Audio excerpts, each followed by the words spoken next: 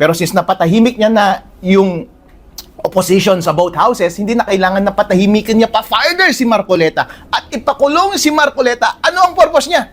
Ang purpose niya ay para hindi makapag-cross-examine si Marcoleta sa impeachment ni VP Sara. Wow, BBM, I think that is ill-advised. Kami ng mensahe niyo tungkol po dito sa pagdalo niyo po, ano po yung pinaka-highlight sa message niyo po? Lalo po sa kasalukuyang po. Maraming salamat sa PDP Laban sa pag-imbita sa akin ngayon sa kanilang city meeting dito sa PDP Laban headquarters dito sa Muntinlupa. Ito si Attorney Harold Respicio. Magsasalita po ako bilang guest speaker at ako po ay magbibigay ng aking opinion tungkol sa mga nangyayari sa ating bansa. Tama pa ba o mali na po ang nangyayari? Yun po ang tanong.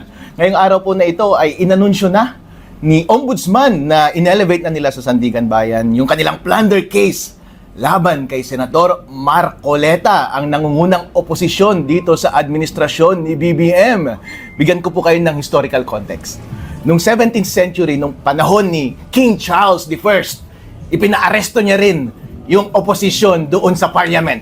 Ano po ang nangyari sa England doon? Nagkaroon ng civil war at napugutan ng ulo si King Charles I. Hindi ko sinasabi na mapupugutan ng ulo ngayon si BBM. Oy, matibag, hindi yun kaso Pero, treading on dangerous grounds si BBM ng kanyang ginagawa. Dahil it is not necessary na ipaaresto niya si Senator Marcoleta. Bakit po hindi kinakailangan? Ang tanging interest lamang ni BBM ngayon ay hindi magpatuloy yung inquiry laban sa flood control scandal. Yun lamang ang interest niya. Hindi naman niya interest na i-undermine yung candidacy ni VP Sara sa 2028. Siya na rin ang nagsabi noong unang panahon na ayaw niya na magpatuloy yung impeachment ni VP Sara. Pero bakit niya pa rin ipinagpapatuloy yung kanyang pang-iipit at pagpapatahimik sa oposisyon? Kasi po, as far as silencing the opposition is concerned, nasolve niya na po yun. Bakit po? Dahil po, yung majority ng Senate, ang power ng Senate, ay wala na po sa side ni Marcoleta. Kampi niya na po yung Senate at kampi niya na po ang House. At ang real danger lamang naman sa kanyang administrasyon ay kapag nagkaroon ng inquiry at investigation doon sa dalawang houses ng Congress dahil yun lang naman yung may authoritative na magsalita laban sa korupsyon. Pero since napatahimik niya na yung opposition sa both houses, hindi na kailangan na patahimikin niya pa further si Marcoleta at ipakulong si Marcoleta. Ano ang purpose niya? Ang purpose niya ay para hindi makapag-cross-examine si Marcoleta sa impeachment ni VP Sara. Wow, BBM, I think that is ill-advised. That is ill-advised. Bakit? Wala kang personal interest dun Naiintindihan ko na meron ka pang personal interest doon sa pagpapatahimik ng investigasyon laban sa flood control kasi involved ka, di ba? Kasi sa lahat ng investigasyon natin, ang lumabas, ikaw ang mastermind. Ikaw ang tinuturo ni Zaldico, ikaw ang tinuturo ni Romualdez, at yung sinasabi nating mga bodyguard ni Zaldico, ikaw ang tinuturo. Kaya naiintindihan ko kung patataimikin mo yung investigasyon laban sa flood control. Pero para suportahan pa yung impeachment ni VP Sara Duterte, hindi ko maintindihan bakit patuloy mo pa rin iniipit yung mga sumusuporta kay VP Sara Duterte because it is against your interest. Bakit po? Number one, hindi ka tatakbo sa 2028. Pangalawa po, ano ang makukuha mong benefit niyan lalo na't alam mong nasa side ni VP Sara ang sentimiento ng taong bayan? Paano po masasabi na nasa side ni VP Sara ang sentimiento ng taong bayan? Pangatlong attempt nyo na po ito na i-undermine yung image ni VP Sara at pamilya Duterte. Ang una po, yung unang investigasyon pa noon, nung bago mag-eleksyon ng 2025, tinira nyo si VP Sara. Pangalawa ay yung recent House Committee hearing, Committee on Justice, at pangatlo itong impeachment trial. Hindi nyo ba napapansin na at every moment ay nawawala ang suporta ng taong bayan sa inyo? Inaamin ko po, nung unang pagkakataon before the 2025 elections, yung sentimiento ko nga, personally, ay wala naman akong kinakampihan sa national level. Pero nakita ko po yung totoong metal ni VP Sara Duterte dahil binigyan niyo siya ng napakarabing laban na patunayan ng tuloy ng taong bayan ang kalidad ng kanyang karakter. Kaya po, ang lumabas ay kampi siya ng taong bayan. Tapos, ang lumabas sa naratibo ng administrasyon ni BBM ay puro korupsyon. Doon po sa Committee on Justice, ginawa niyo ulit yung pag-undermine ng kanyang image. Kumampi ba sa inyo ang taong bayan? Hindi po. Napansin niyo po yan noong lumipat nga yung majority ng Senado papunta sa side ni VP Sara. Dahil marami sa kanila ang magre-re-eleksyon. At alam nila na ang susunod na power ay si VP Sara. At kapag hindi nila i-align ng mabuti ang kanilang interes, sila ang mapro-prosecute sa susunod. Kaya rin ang maproprosecute sa susunod. Kaya yun po ang nangyari. Ngayon po, uulitin yun ulit. Yung pagsira ng kanyang imahe.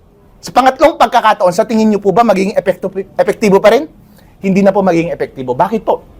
Kasi i-recycle nyo lang naman yung original ninyo. Anong nakikita nyo magiging malaking epekto kung nagtagumpay po yung administrasyon na ipakulong si Senator Marcoleta po? Ay, hindi ko po alam dahil hindi po ako manghuhula. Pero ang alam ko po ngayon, ang taong bayan po ay galit na galit. Hindi po sila satisfied sa performance ng administrasyong ito. Ang trabaho po ng executive ay paunlarin ang bawat Pilipino. Bigyan sila ng yaman at maginhawang buhay. Ano po ang inatupag ni BBM simula nung siya ay nakaupo? Ano po ang kanyang pangako noon? Babawiin niya ang pangalan ng kanyang pamilya. Dahil akala ng taong bayan, yung tatay mo noon siguro magaling sa pagpapatakbo ng ekonomiya, kaso nga lang nagnakaw, ito na yung chance mo. Since alam mo na you were advised fairly kung anong mali niyang ginawa, siguro hindi mo na uulitin. Pero inulit pa rin po ang pagnanakaw. And bagkus atupagin, yung ating ekonomiya, ang inaatupag ay kinakasuhan at pinapakulong ang kanyang mga kalaban. At kung sino-sinong kinakampihan, wala naman siyang interes. Buti sana kung maganda yung kanyang taya. Kinakampihan niya yung mga sinasabing so-called progressives. Meron ba silang champion? Kung titingnan niyo po ang history sa bawat laban, kailangan mo ng champion. Ang mentality ng taong bayan at psyche ng mga Pilipino, kailangan natin mag-side sa isang malakas na karakter at personalidad na mamuno sa atin. Pero sino po ang pinapresenta nilang champion? Hindi naman po kilala. So ang tanging ginagawa nyo lamang ay ina-undermine ninyo yung confidence ng mga Pilipino at mas lalo ninyong pinapalaki ang galit nila laban sa inyo.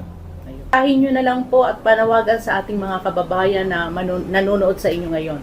Mga kababayan, well, bantayan natin ang susunod na mangyayari dito sa ating bansa. Ang nakalinya po ay yung impeachment na magsisimula na sa Monday. So far, inaamin ko po, talunan talaga tayo. Bakit po talo? Kasi nasa kanila yung kapangyarihan. Talo tayo sa Senate. Gusto nating ilabas ang katotohanan. Mapanagot ang lahat ng nagkasala. Ilabas ang lahat ng impormasyon about sa flood control scandal. Napatahimik po nila, hindi po ba? Hindi na po tutuloy. So, talo po tayo doon. Kami na nagsasalita lamang na kumokontra laban sa korupsyon, kinakasuhan at pinapatahimik. Talo ako in that respect. Pero kay VP Sara, papayag ba tayo na matalo?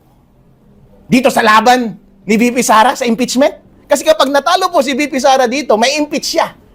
At perpetual disqualification, hindi na siya makakatakbo sa 2028 na undermine na ang ating demokrasya.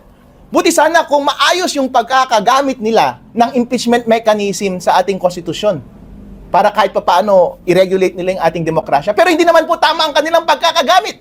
Peke ang mga witness, hindi maganda ang pagkakakuha ng mga ebidensya, at sino yung mga alternative na gusto nilang ipresenta para mamuno ng bansang Pilipinas. Sila rin po ay nakatanggap ng mga maleta. So yan po ba ang paraan para ma-appease ninyo ang taong bayan? Hindi po.